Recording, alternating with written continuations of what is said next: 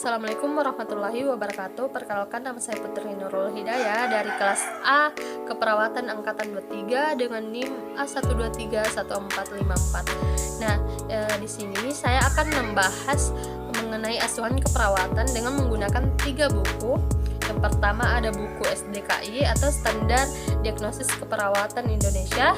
Yang kedua ada buku SIKI atau Standar Intervensi Keperawatan Indonesia, dan yang terakhir buku SLKI atau Standar Luaran Keperawatan Indonesia. Nah, di sini buku yang pertama yang akan saya gunakan adalah buku SDKI. Jadi saya akan mengangkat diagnosis terkait gangguan pola tidur. Jadi gangguan pola tidur ini berada di halaman 126. Kita cari dulu ya, 126. Halaman 126. Nah, sudah ketemu. Sini gangguan pola tidur. Jadi menurut SDKI, gangguan pola tidur adalah gangguan kualitas dan kuantitas waktu tidur akibat faktor eksternal. Nah, penyebabnya di sini yang pertama hambatan lingkungan, misalnya kelembapan lingkungan sekitar, suhu lingkungan, pencahayaan, kebisingan, bau tidak sedap, jadwal pemeriksaan atau pemantauan atau tindakan. Nah, yang kedua kurangnya kontrol tidur. Yang ketiga kurangnya privasi. Yang keempat restrain fisik. Yang kelima ketidakadaan teman tidur. Yang keenam tidak familiar dengan peralatan tidur. Kemudian kita masuk di gejala dan tanda mayornya di sini. Nah, gejala dan tanda mayor dibagi menjadi dua, yaitu ada subjektif dan objektifnya. Nah, yang di subjektif yang pertama, pasien mengeluh sulit tidur. Yang kedua, pasien mengeluh sering terjaga. Yang ketiga, pasien mengeluh tidak tidur. Yang keempat, pasien mengeluh pola tidur berubah. Dan yang terakhir, pasien mengeluh istirahat tidak cukup. Kalau di objektif, di sini tidak tersedia ya teman-teman, tidak tersedia. Kemudian kita masuk di gejala dan tanda minor. Nah, di gejala tanda minor juga ada yang namanya subjektif dan objektif. Nah, yang di subjektifnya pasien mengeluh kemampuan beraktivitas menurun. Kalau objektifnya di sini juga tidak tersedia ya teman-teman, seperti ini. Nah, kemudian kita masuk di kondisi klinis terkait. Yang pertama ada nyeri atau kolik.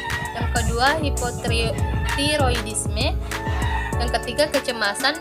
Yang keempat penyakit paru obstruktif kronis. Yang kelima kehamilan.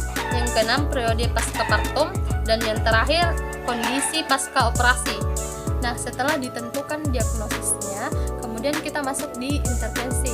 Nah, di sini tindakan apa yang harus diberikan pasien dengan diagnosis gangguan pola tidur. Jadi intervensi yang akan saya gunakan di sini adalah dukungan tidur yang ada di halaman 48. Kita cari dulu ya halaman 48-nya. Halaman 48. Nah, ini dia. Dukungan tidur.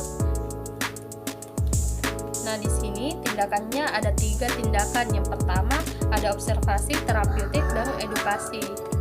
Nah, observasinya di sini yang pertama identifikasi pola aktivitas dan tidur. Yang kedua, identifikasi faktor pengganggu tidur fisik atau psikologis. Yang ketiga, identifikasi makanan dan minuman yang mengganggu tidur, misalnya kopi, teh, alkohol, makan mendekati waktu tidur, minum banyak air sebelum tidur. Kemudian yang keempat, identifikasi obat yang dikonsumsi. Kemudian terapeutiknya, yang pertama modifikasi lingkungan, misalnya pencahayaan, kebisingan, suhu, matras, dan tempat tidur. Yang kedua, batasi waktu tidur siang jika perlu. Yang ketiga, fasilitasi menghilangkan stres sebelum tidur. Yang keempat, tetapkan jadwal tidur rutin. Dan yang kelima, lakukan prosedur untuk meningkatkan kenyamanan, misalnya pijat, pengaturan posisi, terapi akupresur. Dan yang terakhir, sesuaikan jadwal pemberian obat atau tindakan untuk menunjang siklus tidur terjaga. Kemudian edukasinya. Nah, di sini yang pertama, jelaskan pentingnya tidur cukup selama sakit. Kemudian yang kedua, anjurkan menempati kebiasaan waktu tidur. Yang ketiga, anjurkan menghindari makanan atau minuman yang mengganggu tidur. Yang keempat, anjurkan penggunaan obat tidur yang tidak mengandung supresor terhadap tidur. Yang kelima, ajarkan faktor-faktor yang berkontribusi terhadap gangguan pola tidur, misalnya psikologis, gaya hidup, sering berubah shift kerja. Kemudian yang terakhir, ajarkan relaksasi otot autogenik atau cara non-farmakologi lainnya. Nah, setelah menentukan diagnosis serta standar intervensinya, kemudian kita masuk di standar luaran keperawatan Indonesia. Jadi, setelah dilakukan tindakan keperawatan, perawat berharap pasien dengan diagnosis gangguan pola tidur menjadi membaik dengan kriteria hasil. Yang pertama di sini, kemampuan beraktivitas pasien menjadi meningkat.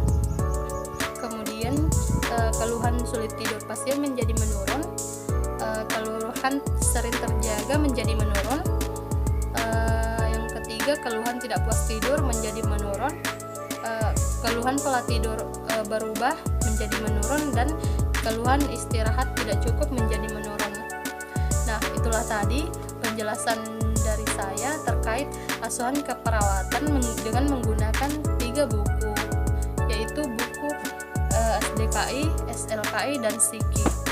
Sekian dari saya, jika ada salah kata saya mohon maaf. Wabillahi taufiq wal hidayah. Wassalamualaikum warahmatullahi wabarakatuh.